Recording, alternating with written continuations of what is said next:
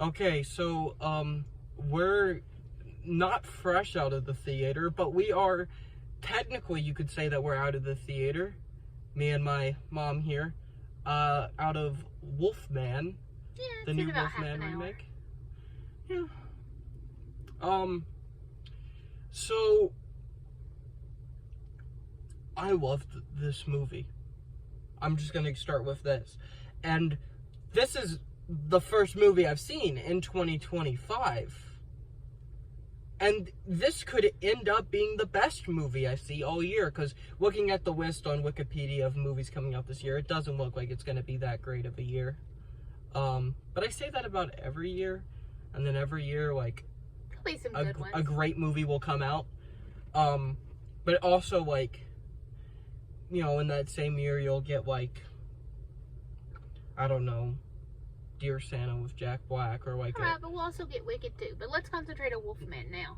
Uh-huh. So what did you like so much about it? Can you go first? Sure. Positives first. Positives first. Positives were, I liked the backstory that they gave us at the beginning. I think that always helps. And it was short enough that it didn't take up much of the movie. Oh, like 10 minutes. Yeah, it was good. And then I liked the relationship overlaps. I thought that was really good. But I think my all-time favorite part was, I liked the transformation. It was gooey and ooey and The whole perfect. movie is the transformation. Yes, but I think my all-time favorite part of the movie was seeing from the wolf's eyes, or from the werewolf's eyes, or from the dad who's transforming and all that good. Just seeing everything from his eyes, seeing how everything looked to him, how it sounded to him, how strange it was, how odd. I thought that was a different take. I'm going to agree with you on that. That some of the best stuff in this movie is seeing, like, the world from his perspective, because, you know, he's warped, he's turning into a werewolf. He can sometimes not hear somebody or not even see their lips move and just see them standing. And the way that he sees them, the It's way bluish. that they look like monsters to him. Mm-hmm. You know, I think that's amazing. Yeah. So that was my take on that. Okay, my positives is, I have a lot. The number, I'm not gonna number them, but, like, my favorite thing was just how this movie had a very different take on the werewolf lore. Oh, and something I want to point out, usually when you see kid actors, child actors in movies, they usually suck because they're so young and they don't know how to act yet, and they might learn as they get older, or they might get addicted to cocaine and never act again and spend the rest of their lives in rehab. But the little girl in this movie, she was a great actor, and not only that, but her character acted the way a little girl would act in real life. It's not... Yeah, it wasn't overacted at all. No. It was really good. And neither was any character in this movie. I think every character in this movie felt like somebody you would see that you might go to work with. Like, everybody felt real. And that helps to kind of the realistic factor, because the concept of this movie is kind of, what if this happened to you? And every character, not a single character felt too cartoony. At all. Okay. Another positive thing is that this movie is disgusting as hell, but it needs to be. It would be... I still can't figure out what that was he coughed up. I think it was that other wolf's finger. Yeah. I was like, what is that? When you first said that, I was like, blood, Mom. No, I think it was the other wolf's finger that he chomped off. No, I know that's what you mean. I'm talking about... Oh, yeah. Like, he coughs up blood a lot. Yeah. Yeah, so those are the positives. I love this movie. It's really well directed. Leigh Whannell is an amazing director. I mean, I haven't seen The Invisible Man, but now I want to, because This was fantastically done. Okay, so that's the positives. Now Okay. we're moving into the negatives. Okay, negatives for me would be the fact that as soon as they get back, you know, he goes back because, you know, his father's been legally declared dead because he hasn't been, you know, he was into the woods years ago and hasn't been seen, and all this backstory. And I mean, as soon as he gets back, everyone in the theater knows who the wolf is that's coming after him. I mean, we all know. Yeah. And I just thought that was like, oh, come on. You could, you know, surprise us a little, do something a little different. But that was too predictable for me. That, and then I guess the only other negative would be maybe we just didn't have the time. Maybe we didn't wait long enough to see that wolf transform back. But I guess it was, I'm used to, after they're dead, them transforming more back into who they were. Mm-hmm. And he did transform back into himself, but he was still very mutated. So that was a different, I mean, I guess that's not a terrible It's a whole thing. different take on the werewolf. Yeah, they claim lore. that it's a hill disease is what they call This it, like movie- a mountains disease, you know, because it's been happening there for years and years and years, and all the locals know that you don't go out at night and that you put bars on your windows and all this stuff. So, and it's in the Oregon forest, like in a, you know, We've so, been in places like this before. Yeah. With no service and yeah, I mean, but that's the that's setup it. for every horror movie. Oh, we're in the woods and there's no Yeah. service. But I mean, it was immediate. It was like from the time that they, you know, it was like, you know, from the time they left the city and went back there, you know, it was from there. It was like the full night. It was, yeah, I guess that wasn't truly a negative, but that was all I Okay. thought. My main problem with this movie is not as much a problem as it is a nitpick. So I didn't check, but I'm pretty sure the night in this movie does not take place during a full moon. And I know they're changing the lore, and that's not a part of this movie's lore.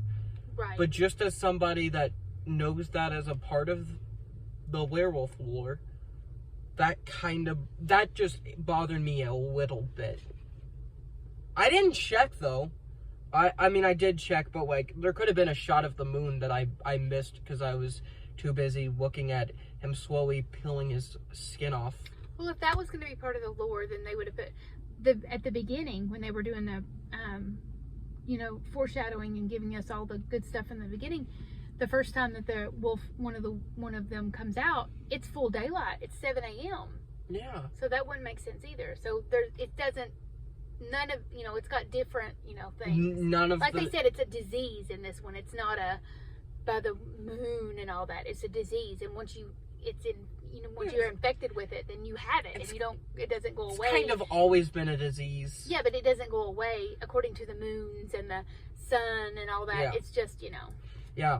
I guess they just go into hiding in the daytime there. This isn't Larry Talbot. This is Blake. This is, you know? Yeah. But that's all I've got. Well, before we move on, there are some subjects I want to cover. Universal Monsters. Big franchise that Universal is now doing more with, this being part of that. I'm waiting for the day where they announce that this and The Invisible Man are in the same universe, and they're gonna do a big cinematic universe done like the Conjuring movies. And they're gonna like get Leigh Whannell to direct all of them. So next we'll get Leigh Whannell Dracula and Leigh Whannell Frankenstein and Leigh Whannell's The Mummy and Leigh Whannell's Creature from the Black Lagoon. I mean, I don't know if that's I don't know if they're gonna get Leigh Whannell to do all of them, but he'll become like the James Gunn of this. He'll be the Kevin Feige. He'll be the CEO of Monster Studios. Yeah. He'll be James Gunn of this franchise. I can see it happening. And I don't want it to. And they already tried to make these a cinematic universe with twice. because in 2004 they did Van Helsing, and then in 2017 they did The Mummy with Tom Cruise. So don't try it again. But just in terms of the state things are at now, how do you feel about where Universal Monsters are headed? Oh, I'm always up for a good Universal like- monster movie. do you like- I will watch any, Wolfman, Frankenstein. I think Dracula's about done with, We but had I'm very Nosferatu glad. come out like I know, not that I know. long ago. But I'm very glad that they're focusing on other ones, which is, pretty cool, Well, we still don't have a Creature from the Black Lagoon movie yet. A new one. We've Well, never had that. We'll see. I heard James Wan is going to that is in production, and James Wan is going to direct that. And when they turn this into a cinematic universe, that'll get folded in. I like how I'm already predicting something that hasn't even been announced yet. I can just so see it happening. But if they keep doing the movies like this, I'm not gonna have that big of a problem with it, because this was great. So there's that, and then trailers. We gotta review the trailers we got before the movie. Oh, let's just do that quick, because there really wasn't any wonderful trailers that I saw. Was the name of that movie wasn't Companion. not Companion.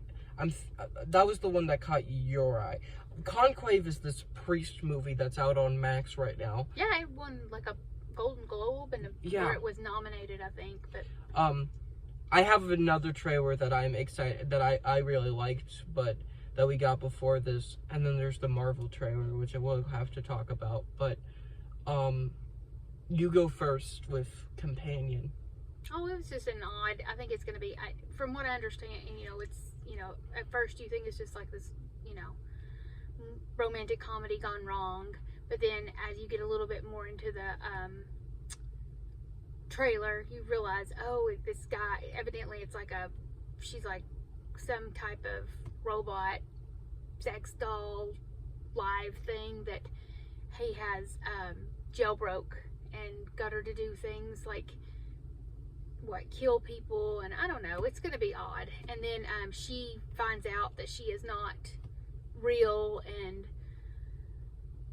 it just goes chaotic from there. So the trailer that most stood out to me, and I want to see this movie, I might not end up, and we got it in front of Nosferatu, and I should have pointed out there on the trailer section in that video.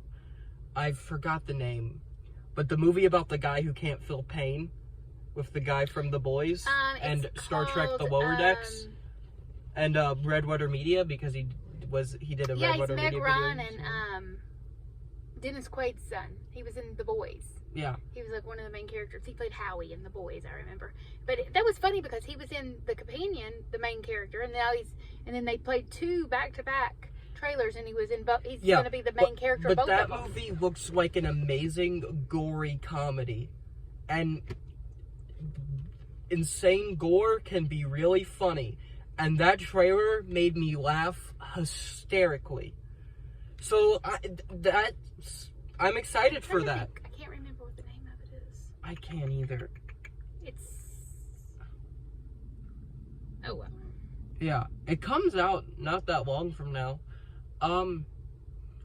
Okay. And then there's the Marvel movie trailer, which didn't stand out that much for me. Captain America Brave New World. Yeah, no. I know for a fact I'm gonna see it. Harrison Ford as Red Hulk. That's the big draw. I mean, Red Hulk is a huge comic book character. And Harrison Ford's a huge draw too. I assume he still is, especially when he plays these bigger than life characters. And he's finally old enough to play a president. It took him he played a president before in, what was that movie called? Where it was Die Hard with the president that Harrison Ford did? Oh, I don't know. I don't remember. Can you Google that while you're on your phone? No. Let me see. But he's done that before, but now he's actually old enough, because, when he made that movie, he was, 60, not old enough. Now he's, 80. So now he's old enough to play a president, and it be realistic. And he's replacing William Hurt as a not General Ross anymore, President Ross in the MCU, because William Hurt died a couple years ago.